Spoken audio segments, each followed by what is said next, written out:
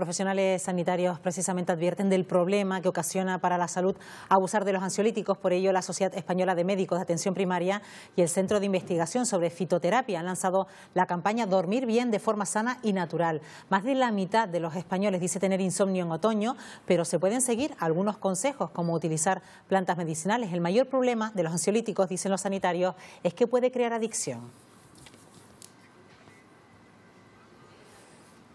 Un asunto que vamos a abordar en los próximos minutos con Fernando Gómez Pamos, que es médico de familia. Señor Gómez Pamos, ¿qué tal? Muy buenos días. Buenos días, bienvenido. Hola, muy buenos días. Bueno, se quiere llamar la atención sobre el cuidado, el abuso de esta medicación de los ansiolíticos, señor Gómez Pamos, porque además, según el Ministerio de Sanidad, los ansiolíticos son la droga más consumida después del tabaco y el alcohol.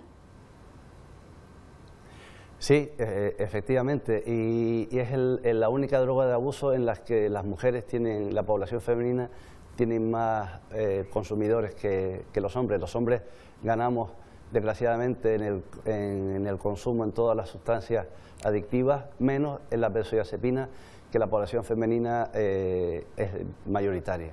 ¿Y por qué ocurre esto, doctor, que sean las mujeres, precisamente, las que más consuman benzodiazepinas y sus derivados?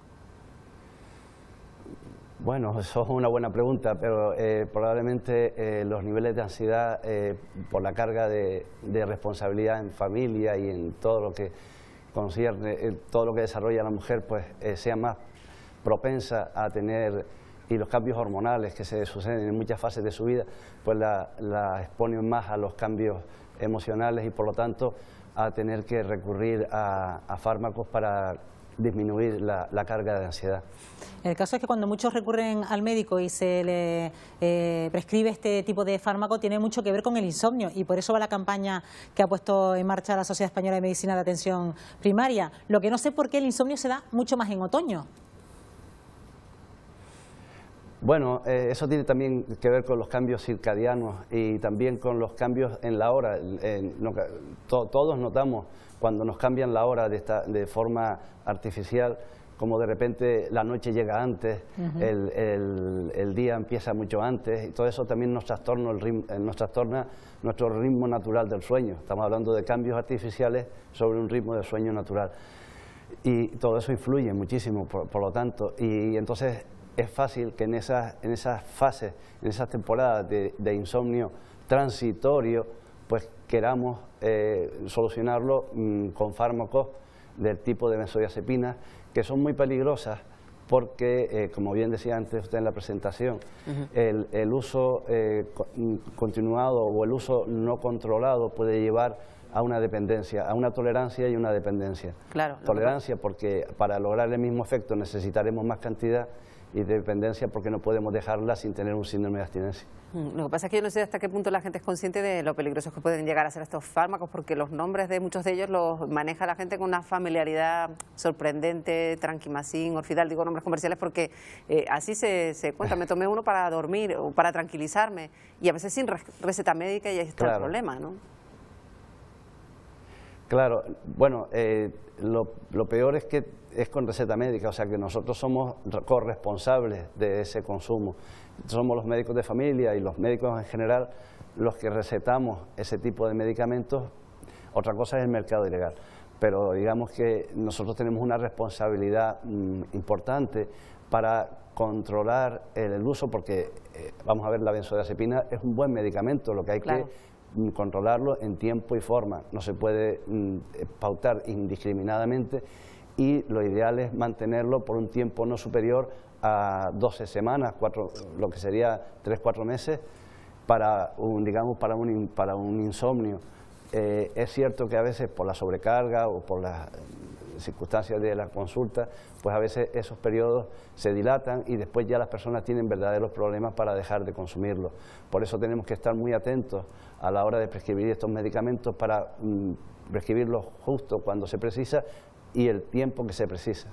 A eso iba yo, a la autocrítica que debe ser en los profesionales sanitarios, que usted lo está haciendo en este momento, señor Gómez Pamos, y que tiene mucho que ver con esas situaciones que se pueden dar en las consultas, porque si bien es verdad que ustedes a lo mejor no cuentan con esa figura de apoyo psicológico que puede ser fundamental para el tratamiento de estas personas, al final ustedes acuden a este tipo de tratamientos para paliar la situación que le demanda el paciente, y muchos pacientes incluso le llegan a decir es que necesito una pastilla más que una planta medicinal. Claro, claro. Y también se ve lo contrario. Hay muchos pacientes que hubieran preferido que le recetaran algo natural más que un medicamento sintético. Yo creo que la gente también se va concienciando en eso, pero es verdad que para momentos muy puntuales somos muy propensos a buscar un remedio fácil y vamos corriendo a nuestro médico para que nos solucione un momento de angustia determinado que igual de otra forma y con más tiempo en consulta se pudiera llegar a evitar el pautar ese fármaco, ¿no? Pero a veces también el tiempo de consulta es muy corto y nosotros mismos somos los primeros que decimos, bueno, pues tómese esto, pero quizá con tiempo, como usted bien decía, con un apoyo psicológico, que muchas veces lo damos en la consulta, lo que pasa es que el tiempo lo tenemos muy limitado. Pero es verdad que muchas circunstancias de nuestra vida,